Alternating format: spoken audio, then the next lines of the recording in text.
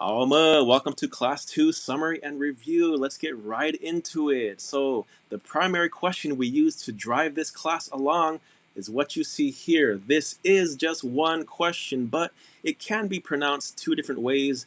That's why I have two different lines here.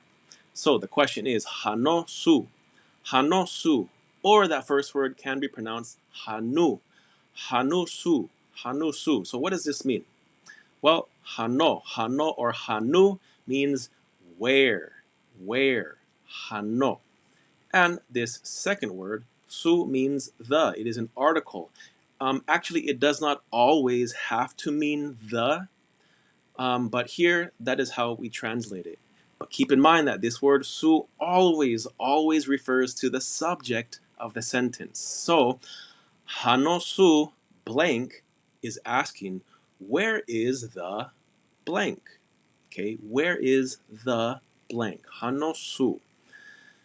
So there were three possible answers to this question. The correct answer depends on how close the object is that we're asking about. Okay, so if I were to ask Hanosu basketball,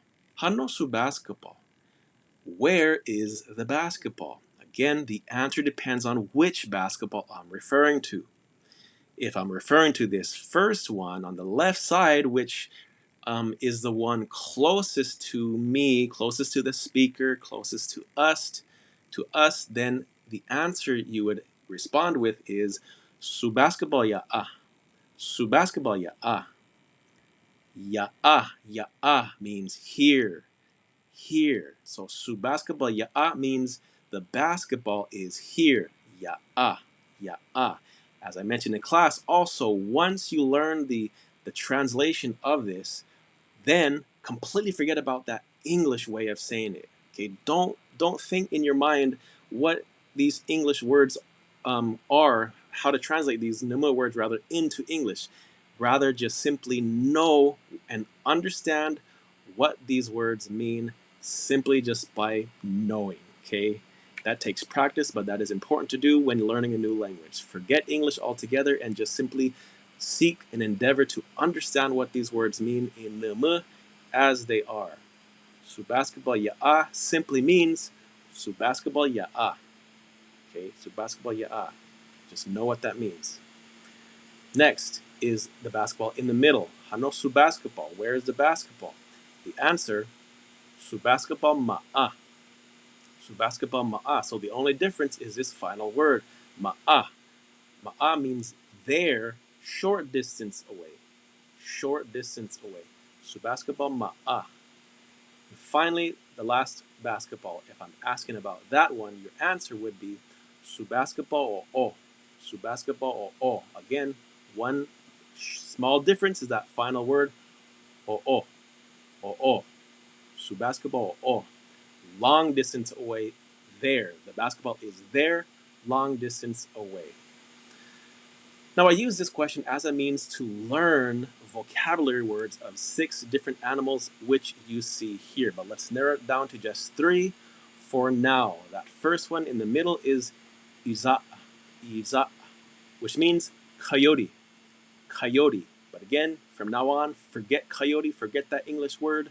We don't want to hear it. Just simply know that this animal is a iza.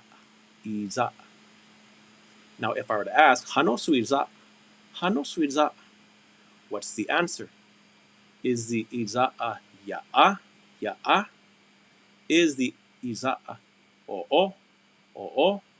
Or is the iza'a ma'a? Dogi, correct. Suiza'a ma'a. Next, we learn kamu.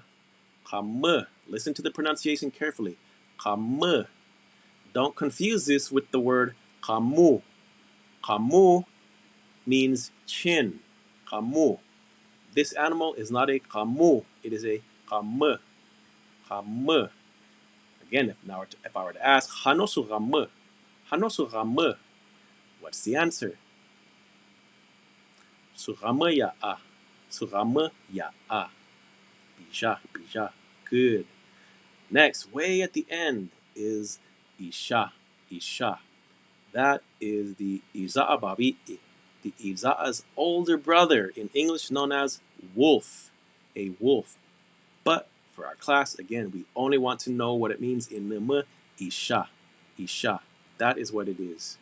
Hanosu Isha, Hanosu Isha. Dogi, correct. Su Isha o, Su Isha o.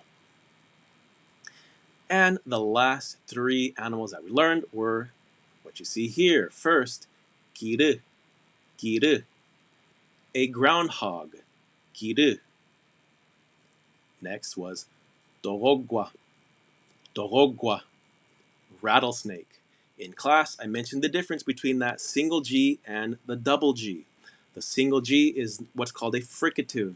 You let your air flow through your mouth continuously.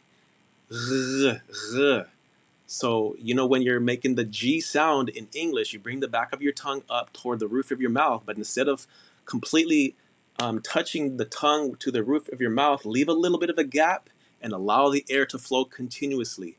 But